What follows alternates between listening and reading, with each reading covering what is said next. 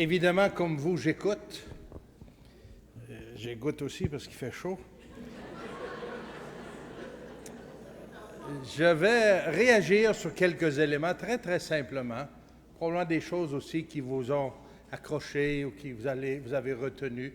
Juste pour vous dire un petit peu la perspective qui m'habite à ce moment-ci de la journée et à ce moment-ci de notre traversée.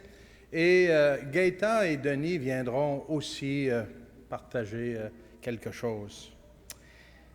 D'abord, je me rends compte que, avec tout ce qu'on s'est dit aujourd'hui, que passer du verset 25 à 26, c'est toute qu'une job. Vous vous souvenez du verset 25 de ce matin, où les gens sont émerveillés devant Jésus, qui a calmé la tempête et que le calme se fit, et là, on ne sait pas ce qui va arriver.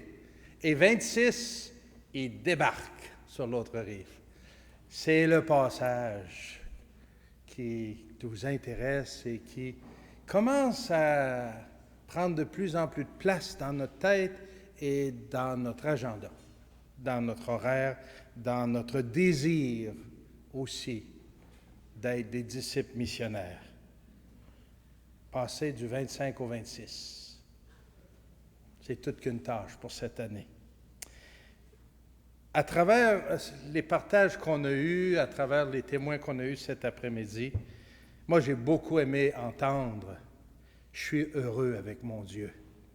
Je suis heureux avec Dieu. Je suis heureux de le servir. » Après tout, c'est lui qui a appelé, c'est lui le maître.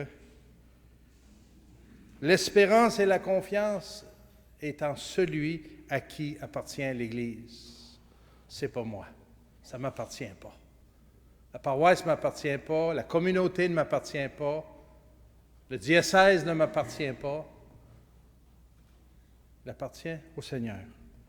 Et mon espérance et ma confiance est en lui. Ça, j'ai aimé ça, entendre ça. J'ai beaucoup aimé, et c'est le grand thème, je pense, qui revient très souvent chez notre bon pape François, d'une façon ou d'une autre, il nous relance toujours pour nous dire nous ne sommes pas bergers pour nous-mêmes. Ça suffit là, de se regarder, là.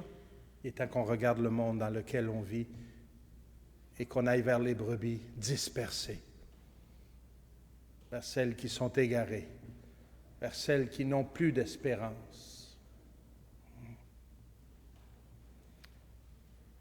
Un mot, en tout cas, qui pour moi ressort comme le mot vedette de cette journée, ensemble.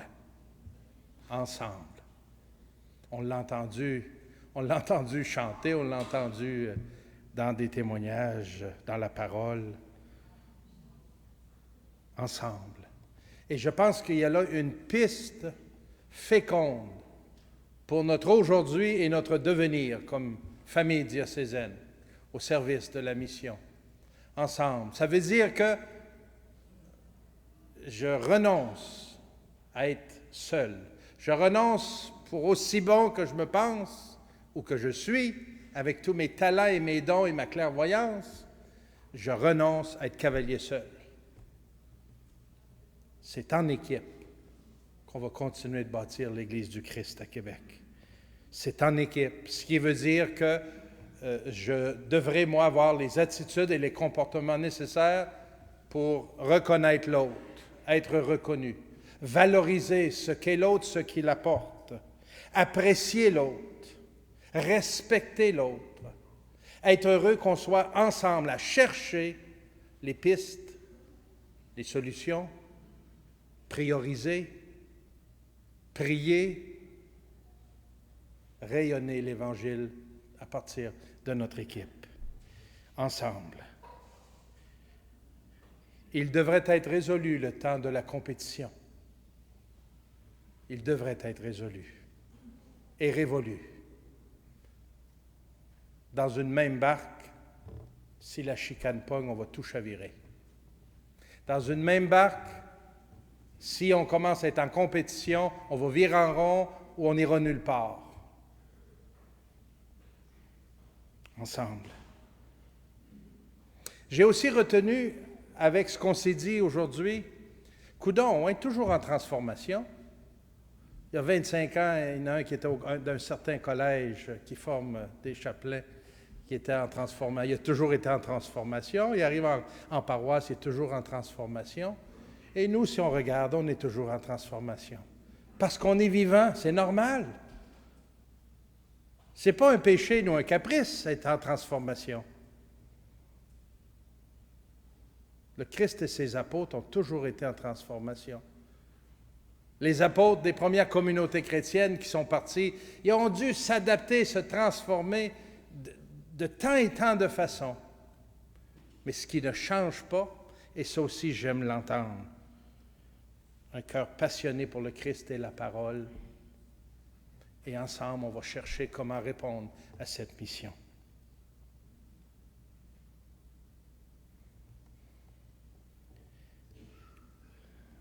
À la fois, nous sommes des hommes et des femmes qui avons une relation avec le Christ, avec la parole, nous sommes séduits par lui, et en même temps, nous avons une relation et nous aimons le monde. Les deux vont de pair. Et on ne peut pas exercer notre mission si les deux ne se rencontrent pas. Juste aimer le bon Dieu, puis être plongé dans le bon Dieu et ne pas avoir de l'amour pour l'humanité, pour les humains qui sont autour de nous, la mission ne peut pas se réaliser. Et on arriverait rapidement à bout de souffle si on compte juste sur nos forces pour essayer d'aimer et servir l'humanité si on n'est pas en relation et sous la mouvance de l'Esprit. Aimer le monde, aimer le Christ. Moi, en tout cas, je peux vous dire que ça me tient heureux. Heureux à travers des défis qui sont beaucoup trop gros pour moi, avec des responsabilités qui me dépassent à tous les jours. Mais comme vous, je suis un appelé et un envoyé. Comme vous, je dois mettre ma confiance et mon espérance en celui qui est le Maître, en celui à qui appartient cette Église. Et ça ne m'écrase pas. Ça me questionne souvent, ça me bouleverse parfois, ça me préoccupe, mais ça ne m'écrase pas. Parce que, comme beaucoup d'entre vous, je travaille avec une équipe. S'il fallait que l'archevêque de Québec soit seul, il ne ferait pas vieux os. Mais on a une équipe d'évêques, une équipe de prêtres, d'agents de pastoral, les professionnels autour de nous, dans tous les services, au service diocésain. Équipe aussi avec vous, dans les différents milieux. Ensemble, on porte. Ensemble, on se donne des idées. Ensemble, on se questionne. Ensemble, on porte la mission. Ensemble, on la vit.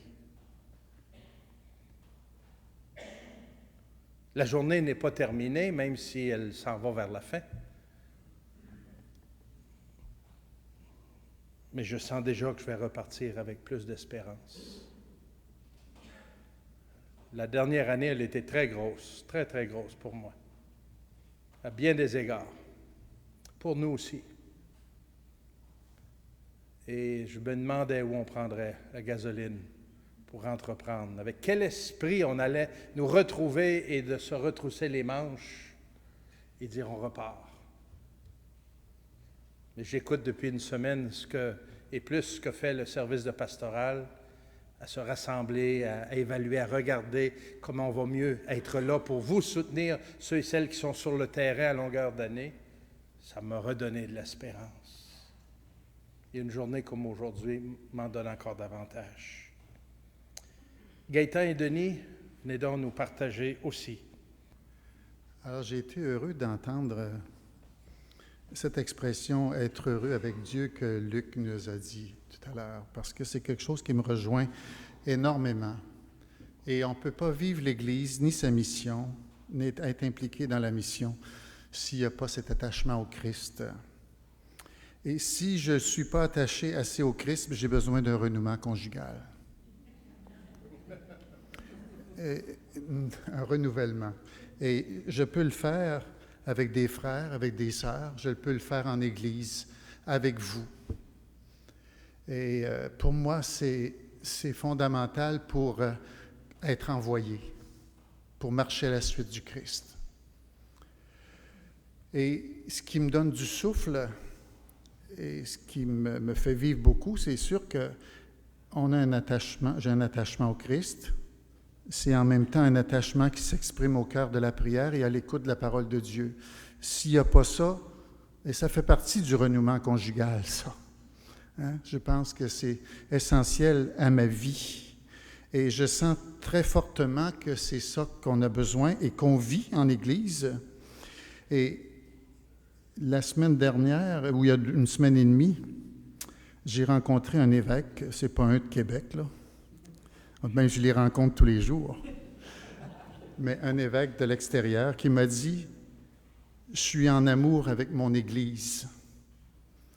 Et ça revient à dire « Je suis en amour avec Dieu » et ça s'exprime dans l'amour que j'ai pour l'Église, pour la mission. Et pour moi, puis je l'ai vu avec les larmes aux yeux qui coulaient en disant ça, puis ça m'a tellement touché, ça m'a rejoint. Et il faut être en amour avec Dieu, en amour avec l'Église. Et être aux sources du don qu'on a fait au départ. Retrouver le souffle du don qu'on a fait au départ en nous, en acceptant cette mission, en acceptant de devenir prêtre, en acceptant tout ce qui vient par la suite, avec tous les contrastes que la vie nous apporte, toutes les vagues qui arrivent dans nos vies, de baptisés, de chrétiens, de prêtres, d'évêques. Alors, dans la prière, comme Église, comme peuple de Dieu, comme envoyés, comme missionnaires de l'Évangile, on est une force ensemble. Puis pour moi, de vous voir tous et toutes ici aujourd'hui, ça me donne de l'élan. Et je vous remercie d'être là. Amen.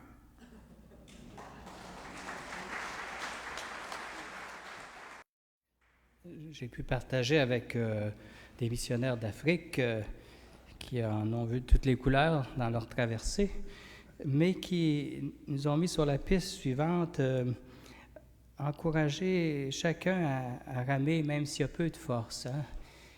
Donc, que tous aient leur place dans la barque. Et ça amenait une réflexion dans le sens de le plus faible, le plus fragile aussi, ramer, mais en étant conscient que la faiblesse de l'autre ne nuit pas à l'avancée si on est ensemble dans la même direction pour couper la vague. Et au contraire, discerner le charisme du plus fragile pour nous mettre sur des intuitions qui sont nécessaires aujourd'hui. Donc, la place du petit, du pauvre, du plus fragile. Pas penser qu'on doit être la super équipe comme quand il y a la compétition du carnaval là, pour traverser à Lévis, sur la Rive-Sud. Mais au contraire, celui qui, à première vue, semblerait peut-être moins fort sur des aspects, comme dans une équipe de football, il y en a c'est ceux qui bloquent, mais il y en a d'autres, c'est celui qui court. Alors, chacun a un charisme nécessaire. Donc, la fragilité, dans ce sens-là, l'encouragement de celui qui a peu de force, mais qui la donne. Il y a des gens qui sont des témoins, ils ont 70 ans, 80, ou ils sont persévérants dans le don d'eux-mêmes comme ils sont, que c'est nécessaire pour donner le témoignage justement d'une Église qui avance, mais comme signe de communion, où c'est Dieu qui donne la force dans la faiblesse ressentie de différentes façons. L'autre aspect de la fragilité, c'est agir, si humblement soit-il, mais dans une action commune. Faire ensemble une action humble vaut mieux qu'un qui fait une action spectaculaire, mais bon, bravo, on applaudit. Faire ensemble des actions humbles, mais qui font faire des pas à tous, parce que c'est aussi dans l'action que se mûrit le discernement où le Seigneur nous dirige, et la fierté de voir que l'Esprit Saint d'une humble action, des 5 pains, des 2 poissons, multiplie, je dirais, accélère la traversée et d'avancer sur la rive, la nouvelle rive, les nouvelles rives. L'aspect d'intuition aussi dans ce sens, des fois c'est le plus petit qui a une intuition, pas tout de suite dire « Ah oui, bien ça on l'a déjà fait, on a déjà essayé », mais il y a des intuitions qui reprises, mais retravaillés vont conduire à la rive de la foi, de la transmission de la foi et à des audaces. Donc, comme celui qui conduit un voilier, un dériveur, oui, il y a les instruments, on se fie à des instruments, on a essayé, on a nos grilles, nos instruments, mais nos formations, mais celui qui conduit un voilier, il sent le vent. Et il y a des gens qui ont ce senti du vent de la communauté et les mettre à partie pour une traversée qui ne soit pas juste à force de bras ou de rames, mais avec les voiles, s'il vous plaît. Si on a des voiles, servons-nous-en. Merci.